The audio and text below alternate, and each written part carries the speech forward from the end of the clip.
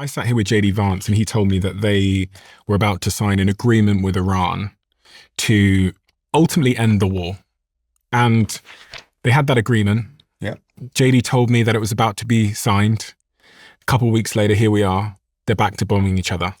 Yeah, there's really two big issues with this, Stephen, with the MOU, the Memorandum of Understanding. I do believe that Vice President Vance sincerely thought it was going to, had a good chance of ending the war. But there's a big problem here, Stephen, which is when you listen to Vice President Vance, he approached this as a business deal. So he kept talking about all the benefits that were going to come to Iran if they performed, fee for service. We want the strait open, and we're going to offer you money in different ways if you will open the strait. Well, this is just a fundamental misunderstanding of international politics. This may work great in real estate. I'm not saying it doesn't. But in a major war like this, what's at stake is the balance of power. The balance of power. Now, I want to explain that before the war started, there was a balance of power where America was ascendant, Israel was the rising power, and Iran was actually the declining power in the region. What happened almost within, again, 2 weeks of the war starting is the balance of power was shifting dramatically. When Iran became in control of Hormuz, this represents tremendous power in the future.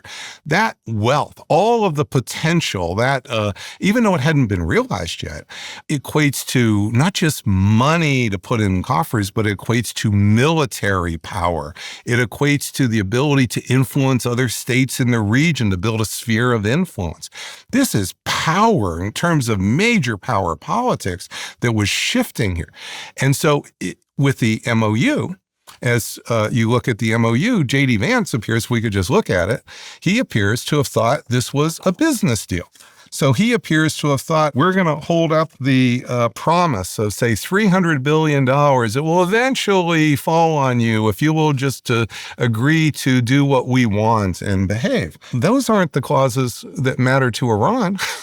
The clauses that mattered to Iran were the clauses which directly relate to the balance of power in solidifying Iran, its control of Hormuz. And essentially, this MOU is fundamentally a roadmap to Iran becoming the regional hegemon. Hegemon? What does that mean? The most dominant state in the Persian Gulf, in the Middle East. Wait, so you're saying that this agreement would make them the most dominant state in the Middle East? Absolutely. So why wouldn't they sign it within a heartbeat? They did. They did. Iran, in fact, most of these points were exactly the points that President Trump said he would never sign in April when Iran presented the initial 14-point plan in April. So why are we back at war then? Well, let me just explain. The key things that happened here is that, number one, notice in Article 5, it says that Iran will make the arrangements with Hormuz, that is the ships with Hormuz, and it will not charge for 60 days. It doesn't say it will never charge. It says only 60 days. So think about that this is already written into the agreement that President Trump is signing. And then if you say, well, what's going to happen down the road? It's going to be Iran and Oman who are going to determine the future fees. There's no mention here of the United States. There's no clause to even let the United States wiggle itself in.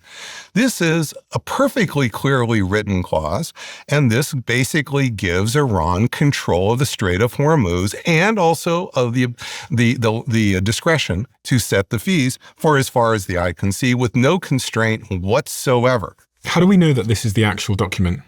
Because both the Iranian government and the White House put out exactly the same document, word for word, so that we can actually compare them literally word for word. So this is exactly the document that President Trump signed. There's no question that we have like an earlier draft. Now, there were some earlier drafts leaked by Bloomberg. That's not what this is. This is the final one. But let me go a little bit further here, Steve. So here we're talking about the strategic base of Iran. And keep in mind, controlling Hormuz means controlling 20% of the world's oil. That's a fantastic amount of wealth and strategic power to build on in the future. No limit says nothing about you can't spend it on missiles, anything else. But up here with Lebanon, the first article.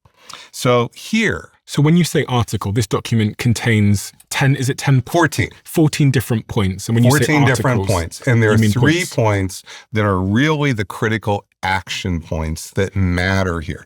This promise of $300 billion down the road, this is so far, this is like holding out funny money to the Iranians. These are the things that are actually short term because this is happening now. So one, you're saying... Point one I want to come back to, Stephen, because I want to explain.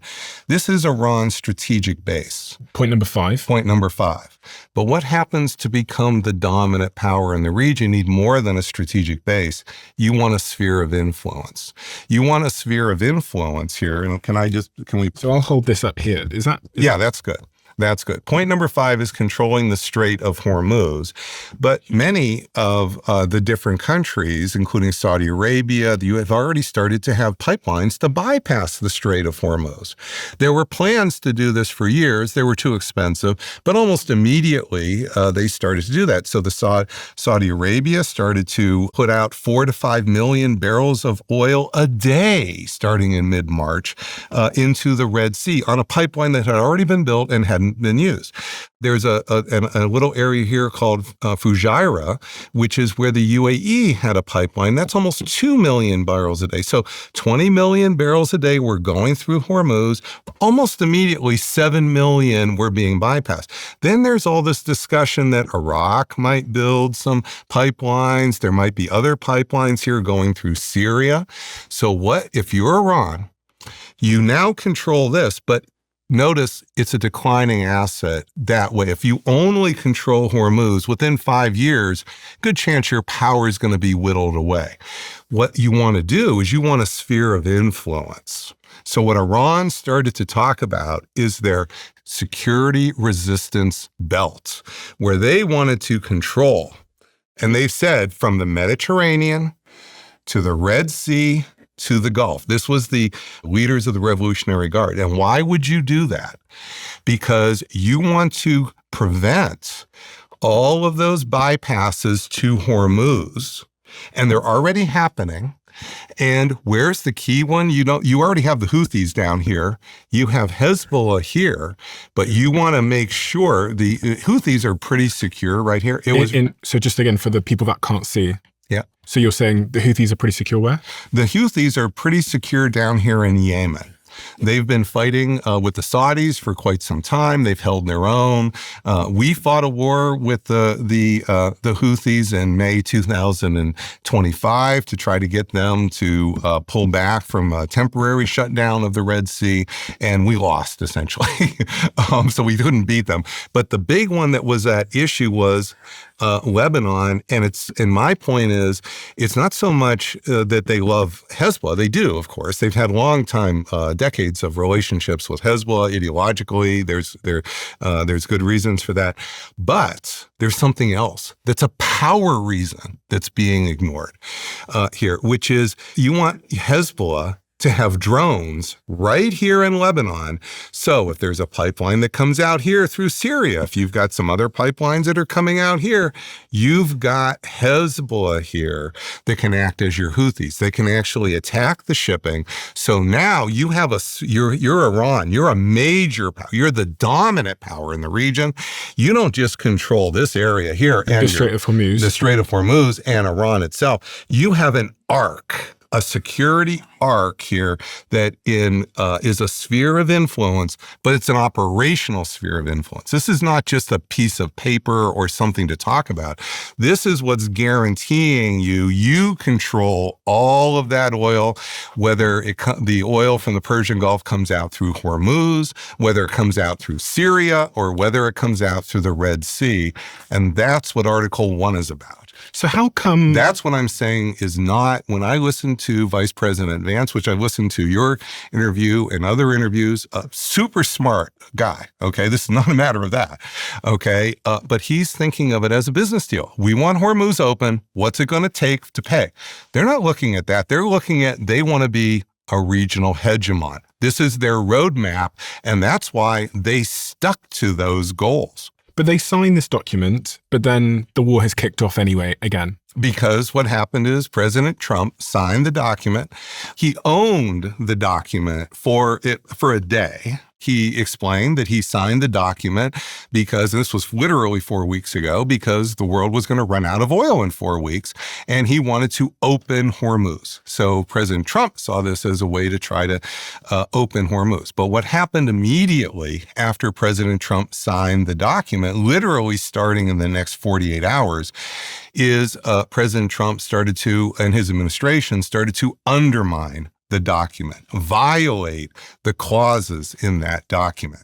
So issue number one was Secretary Rubio establishing a framework accord agreement in Lebanon, which essentially would lock in Israel's military presence in Lebanon as far as the eye could see. Whereas Article 1 in the document says that the United States would guarantee the territorial integrity of Lebanon, which everybody would realize would mean Israel is violating the territorial integrity of Lebanon. It's not ensuring it. So that would mean Israel can't be locked in there and still be faithful to Article 1. So the framework agreement immediately violates Article 1. The second thing that happened, and this happened shortly after the framework accord, is President Trump started to encourage passage through the Strait of Hormuz, through the southern, there's 3 routes through the Strait of Hormuz. The central route, which used to be in existence, the main route before the war, now that's where the 80 mines are, so nobody's using the central. They're either passing through the southern avenue, which is the one close to Oman, or they're passing through the Iranian passage, which is, of course, near the coast of Iran. And what President Trump did is he started to encourage this passageway, ships to bypass or pass through Hormuz on the southern passageway, but with no coordination with Iran, with no, even often with their transponders turned off. In fact, President Trump was bragging about this as his secret way to sort of bypass Iran's control of the Strait of Hormuz. He literally bragged about this on multiple posts on Truth Social. Well, that directly contravenes Article 5. And then the third thing that happened is, if you look at, we haven't looked at Article 11, but if we look at Article 11, you would see that Iran was due to have some of its assets that were seized by the United States and have been held for decades unfrozen.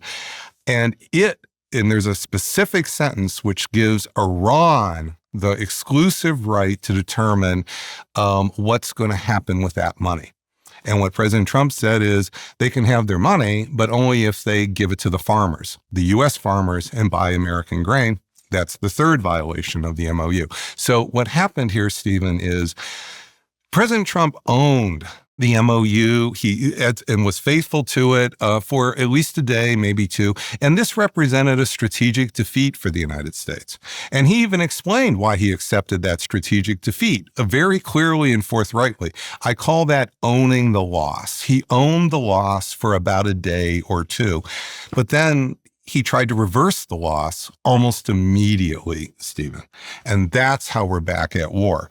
Because the big miscalculation that happened in this period was assuming that if President Trump didn't restart the war would be over. Who started the war? Who started to shoot the ships in the Strait of Hormuz? It was the Iranians. Why did they do that?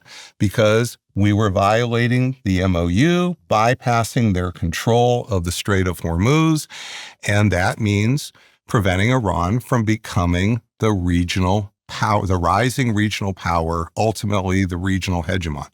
So this is why they violated. It wasn't so much a legal understanding. This is great power politics, Stephen. Iran wants to be the dominant state in the region. The United States does not want Iran to be the dominant state in the region. That has what this war has been about since the first week in March. And now it's 5 months later, and we're still at that point. There should be a button just down below here. And if it says subscribed, you're already subscribed. If it says subscriber, that means you're not yet. And if you're not subscribed, please could you do us a favor and hit that button? It helps the show more than you know. And according to the algorithm, you're someone that watches our show, but you haven't yet hit that button. Thank you so much. Did Iran charge people to go through the Strait of Hormuz before this? No, never did. Did they control the Strait of Hormuz at all? Well, before the war started, not at all. Before February 28, Iran did not control the Strait of Hormuz. What Iran did is it moved from survival to ambition.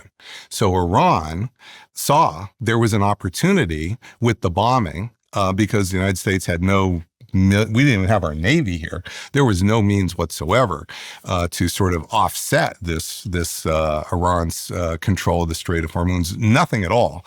Iran took this as an opportunity, and the opportunity was to seize power. So is it fair to hypothesize that actually this war might have strengthened Iran because now it has this control over energy on a global basis that it didn't have before? Without a doubt, Stephen. I don't say this with any happiness. There's really no question at this point that Iran is stronger today than it was before the war started on February 28th. And that's because it controls the Strait of Hormuz, meaning that it can threaten at will virtually any ship that goes through the Strait of Hormuz. It's demonstrated this over and over and over again. Even when the ships turn off their transponders, they are still able to threaten ships as they go through. And every time a ship tries to run the gauntlet, they run into a drone, mine. They run into basically Iran's barrier.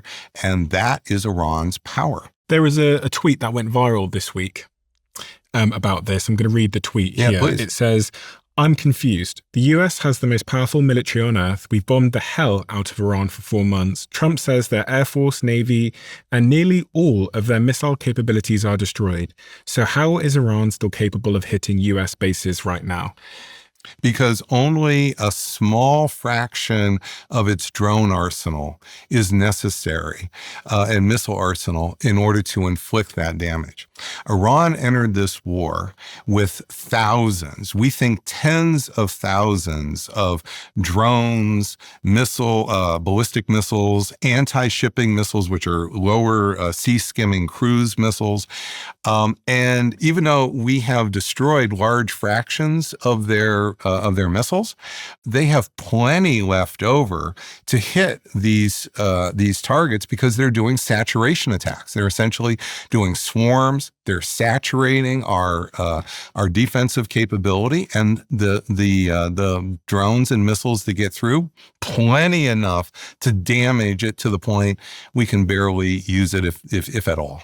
So is it mainly drones that they're using at the moment to conduct these attacks on the Strait of Hormuz and on US bases? It's been a combination. In March, it was mostly intermediate range ballistic missiles and then drones. Since about the middle of March until just quite recently, it's mostly been drones, except for Israel. When Israel's been attacked, it's been very heavily with ballistic missiles. But what you're seeing now, that's just in the last week, is you're starting to see the use of ballistic missiles. You're seeing the use of cruise missiles. These are these sea-skimming missiles here, and they're being used against multiple targets. So the full arsenal that Iran has, the full range of the arsenal, it appears to be fully there, stocked very well, and they're showing no signs of running out of ammo. If anybody's running out of ammo, it might be America running out of interceptors to shoot things down, but we don't know that as a fact. And I think that what you're seeing is Iran has been highly intelligent about how it has deployed its missiles. Trump said they have no Navy, it's been knocked out. They have no Air Force, that's been knocked out. They have no air detection, that's been knocked out. Their radar has been knocked out. And just about everything's been knocked out. Virtually everything they have has been knocked out. He said that on Truth Social in May 2026. If everything has been knocked out, then how come there's no safe passage through the Strait of Hormuz? How come this weekend we saw more Americans tragically die because of Iranian attacks? Because what they have left, we can't knock out, and is plenty to do the damage. That's the fundamental problem. We took out the easy stuff to hit. They didn't need it in order to seize control of Hormuz and keep Hormuz and start to defend themselves against more aggressive pressure. And the bottom line is that it's very difficult, if not impossible, to eliminate that capability. If you love the Diary of a CEO brand and you watch this channel, please do me a huge favor. Become part of the 15% of the viewers on this channel that have hit the subscribe button. It helps us tremendously, and the bigger the channel gets, the bigger the guests.